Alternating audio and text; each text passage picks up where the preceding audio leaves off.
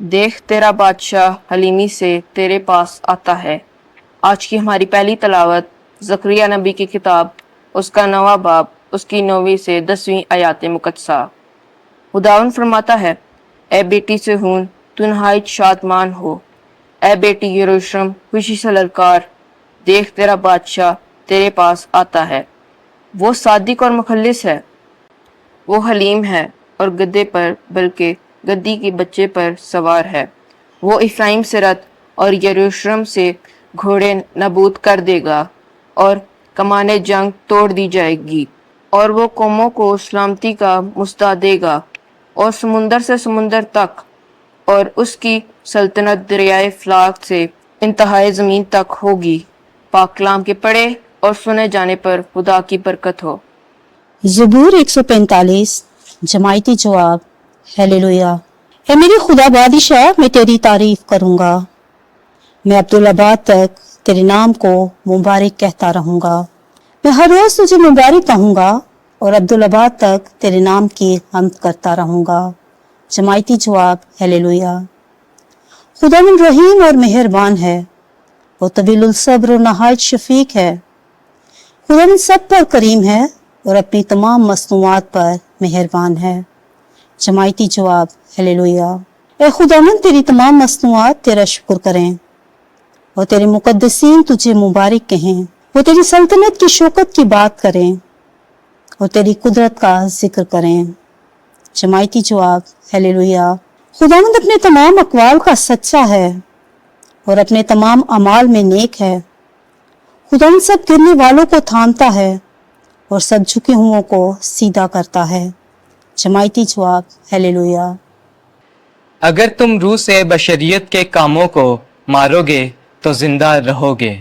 ہمارے لیے آج کی دوسری تلاوت مقدس پولوس رسول کا خط رومیو کے نام، اس کا 8واں باب، 9ویں اور 11ویں سے 13ویں آیات مقدسہ۔ اے بھائیو، تم بشری نہیں بلکہ روحانی ہو، بشرطے کہ روح خدا تم میں بسا ہوا ہو، مگر جس میں روح مسیح نہیں وہ اس کا نہیں۔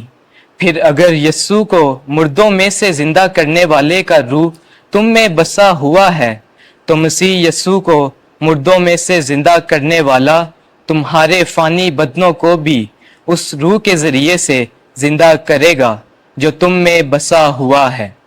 پس اے بھائیو، ہم بشریت کے قرضدار نہیں کہ بشریت کے طور پر زندگی بسر کریں، کیونکہ اگر تم بشریت کے طور پر زندگی گزارو گے تو مرو گے، لیکن اگر روح سے بشریت کے کاموں کو مارو گے تو زندہ رہو گے۔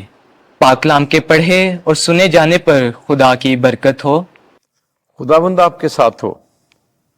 انجیل مقدس متی کے مطابق اے خداوند تیری تمجید ہو۔ 11واں باب 25ویں آیت سے لے کر 30ویں آیت تک۔ میں حلیم اور دل کا فروتن ہوں۔ اس وقت یسوع کہنے لگا کہ اے باپ، آسمان اور زمین کے خداوند، میں تیرا شکر کرتا ہوں کہ تو نے ان باتوں کو داناؤں اور عقل مندوں سے چھپایا اور چھوٹوں پر ظاہر کیا۔ ہاں اے باپ، کیونکہ تجھے ایسا ہی پسند آیا۔ میرے باپ سے سب کچھ مجھے سونپا گیا ہے۔ اے باپ، کیونکہ تجھے ایسا ہی پسند آیا۔ میرے باپ سے سب کچھ مجھے سونپا گیا ہے، اور کوئی بیٹے کو نہیں جانتا سوائے باپ کے، اور کوئی باپ کو نہیں جانتا سوائے بیٹے کے اور اس کے جس پر بیٹا ظاہر کرنا چاہے۔ اے سب تھکے ماندو اور بوجھ سے دبے ہوئو، میرے پاس آؤ، میں تمہیں آرام دوں گا۔ میرا جوا اٹھا لو اور مجھ سے سیکھو، کیونکہ میں حلیم اور دل کا فروتن ہوں، تو تم اپنی جانوں کے لیے آرام پاؤ گے، کیونکہ میرا جوا نرم اور میرا بوجھ ہلکا ہے۔ انجیل مقدس کے وسیلے سے ہمارے گناہ معاف کیے جائیں۔ اے مسیح، تیری ستائش ہو۔